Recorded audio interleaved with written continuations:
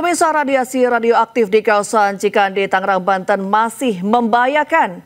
Warga yang tinggal di sekitar lokasi radiasi akan segera dipindahkan, sementara hewan ternak akan dimusnahkan.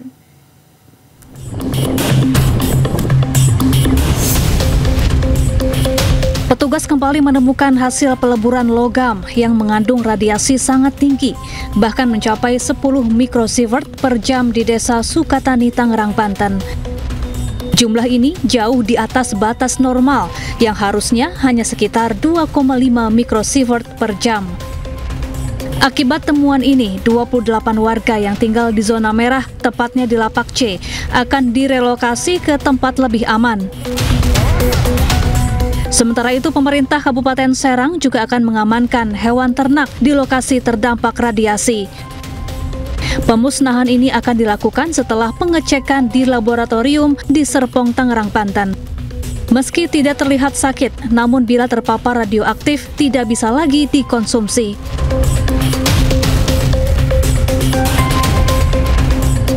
Keputusan ini diambil dari kesepakatan bersama pemerintah daerah dan pusat.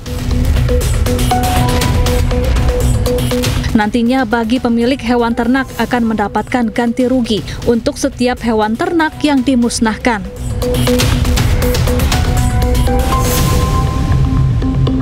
Pemerintah juga terus mendata warga yang tinggal di sekitar kawasan terpapar. Relokasi dibagi menjadi 3 gelombang. Gelombang ketiga masih dalam proses pendataan, sementara di gelombang kedua ada 30 kepala keluarga yang akan direlokasi.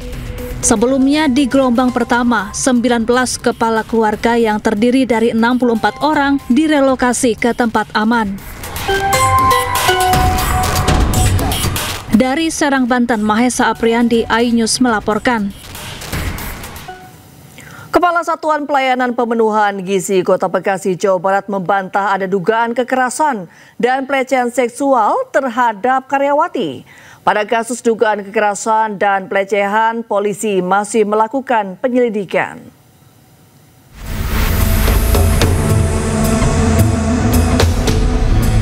Kasus dugaan kekerasan dan pelecehan seksual yang menimpa RDA, pegawai SPPG di Kota Bekasi, Jawa Barat, masih dalam penyidikan polisi.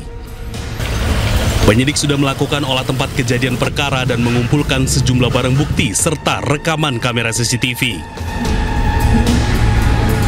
Dalam narasi rekaman CCTV yang viral di media sosial, korban mengalami kekerasan fisik dan verbal serta pelecehan seksual yang diduga dilakukan oleh MKP atasan korban. Ini yang mukul aku nih, namanya Muhammad Kevin Pradana. Gue kasih semua CCTV-nya ya. Emang lu pikir gue gak takut? Korban yang tak terima melaporkan atasannya ke Mapolres Metro Bekasi Kota. Selain itu, Muhammad Kevin Pradana, Kepala SPPG Bekasi Selatan, membantah semua tuduhan korban. Bisa saya jelaskan, kemarin itu saya itu megang tangan dia, bukan pelecehan, tapi saya sedang minta maaf kepada dia untuk memulai bekerja besok lagi secara normal. Sebelumnya, penyidik unit PPA Satreskrim Polres Metro Bekasi Kota telah melakukan olah tempat kejadian perkara untuk mengetahui rangkaian kasus tersebut. Polisi juga memeriksa sejumlah saksi-saksi. Sementara itu, rekaman CCTV di lokasi kantor SPPG Jatimekar juga turut disita. Terhadap perkara dimaksud, kita sudah terima laporan polisi dan anggota kami juga sudah melakukan pengecekan TKP. Sementara ini nanti kita akan jadwalkan untuk permintaan keterangan dari para pihak. Sementara itu dulu yang bisa saya sampaikan, karena pelapor belum bisa menghadiri atau meminta keterangan. Sebelumnya, video viral di media sosial seorang karyawati SPPG dinarasikan dianiaya atasannya di SPPG wilayah Jatimekar, Kota Bekasi, Jawa Barat. Selain kekerasan fisik, korban disebut juga mengalami pelecehan seksual oleh terduga pelaku. Tim Liputan iNews melaporkan. Pemirsa, Pemprov Jakarta berencana menaikkan tarif Transjakarta dari Rp3.500 menjadi Rp5.000. Kepala Disub Jakarta menyebut tarif Transjakarta tidak mengalami kenaikan sejak tahun 2005.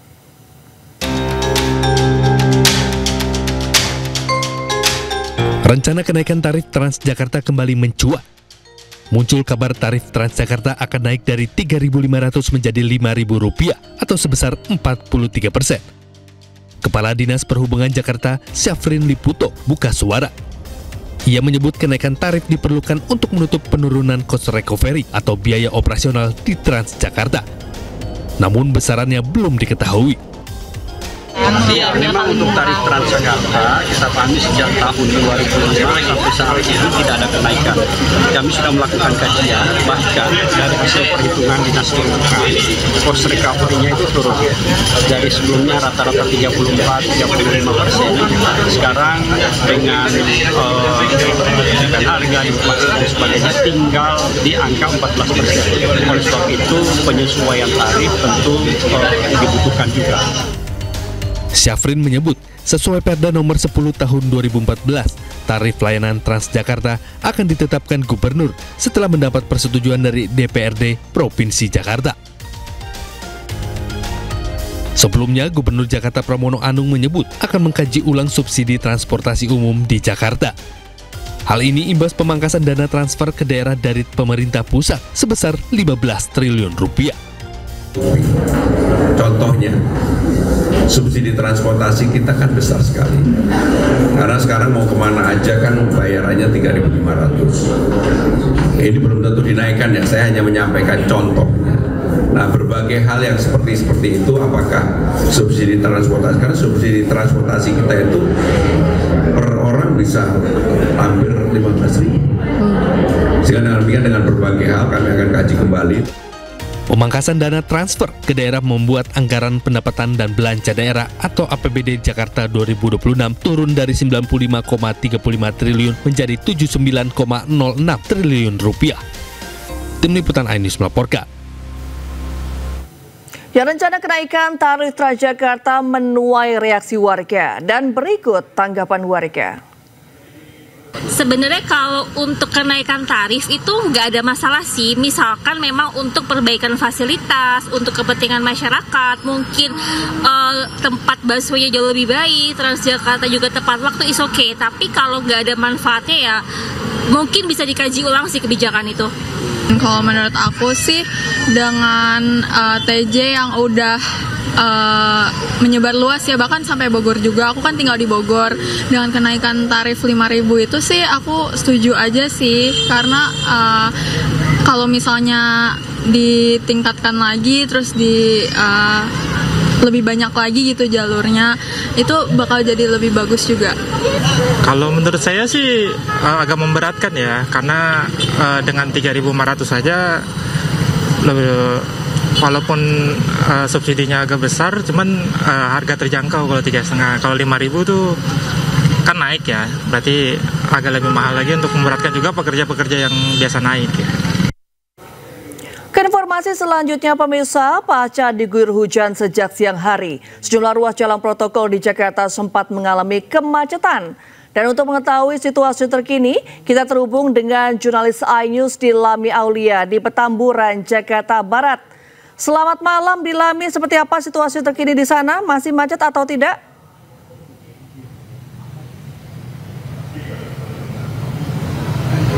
Ya, selamat malam Randy dan juga pemirsa. Kalau misalnya saya gambarkan untuk situasi di Jalan Selipi menuju ke arah Pancoran, ini memang nampaknya ramai lancar Randy dan juga pemirsa ya. Tentu ini jauh berbeda Randy kondisinya dengan 2 hingga 3 jam yang lalu, karena kondisinya cukup padat, kemudian hujan juga sempat deras yang mengguyur kawasan Selipi ini Randy dan juga pemirsa. Nah, untuk saat ini kami bisa melihat ya, untuk kendaraan memang didominasi oleh kendaraan roda 4 dan juga kendaraan roda 2 yang ingin mengarah ke Pancoran. Namun begitu Reni, kalau dari arah sisi lain saya juga tidak begitu melihat kepadatan yang signifikan ya kalau dari arah Pejompongan menuju ke arah Selipi. Karena hujan memang sudah reda Reni ya, namun jam-jam rawan ini memang juga sudah terlewatkan, karena kalau untuk di daerah Selipi ini Reni, jam rawan itu kisaran pukul 4 hingga pukul 8 malam. Terlebih pada hari ini memang sejak sore diguyur hujan yang lumayan cukup deras sehingga terjadi sejumlah kepadatan di daerah jalan, baik itu di dalam tol kota seperti tol Cawang, kemudian di sejumlah jalan juga ya, baik itu kalau dilihat di CCTV dari arah Kuningan ke Semanggi, kemudian dari arah Pejompongan hingga ke Selipi. Namun untuk saat ini kami juga bisa bilang kembali, Reni, bahwa situasi sudah kembali normal. Nah memang, Reni, kalau misalnya kita rangkum begitu ya, selalu setiap hari Jumat ini selalu